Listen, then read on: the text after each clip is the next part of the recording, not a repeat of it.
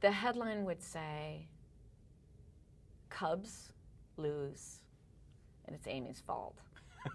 That's what it would say. So you're the reason for the Cubs curse? Is that what you're saying? It's pretty I'm not the reason for it, but I'm part of it.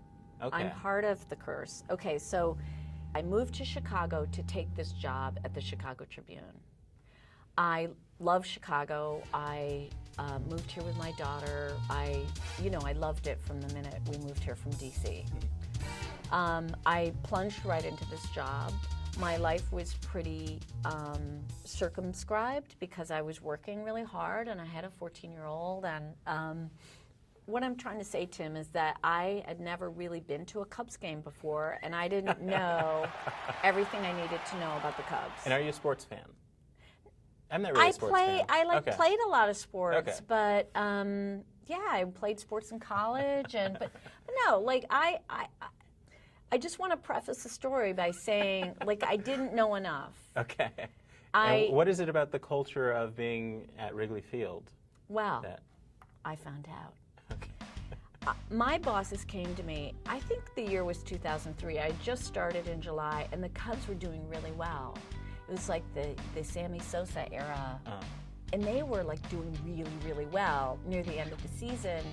And my bosses came to me and said, and you got to picture like a little committee coming to my office and saying like, hey, and the Tribune owned the Cubs at the time, and so they said, hey, Amy, you're going to sing Take Me Out to the Ball Game at a game tomorrow night.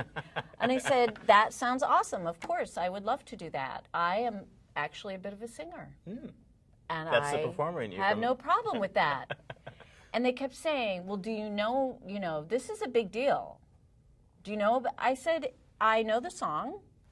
And I will totally do it. It sounds like fun. I'd never been to Wrigley. I actually had never been to any professional baseball game. Okay. And you're still just getting adjusted to Chicago. Yeah, I didn't even know where. Yeah, I didn't know what it was. So, but they kept saying like, "Hey, it's this really big tradition, and when you get to the part of the song where you root for the home team, you have to say root for the Cubbies." And like people kept repeating that to me. Finally, I was like, I get it. Like, I can do I can do that. I can change one word. I know the whole song. I can change one word.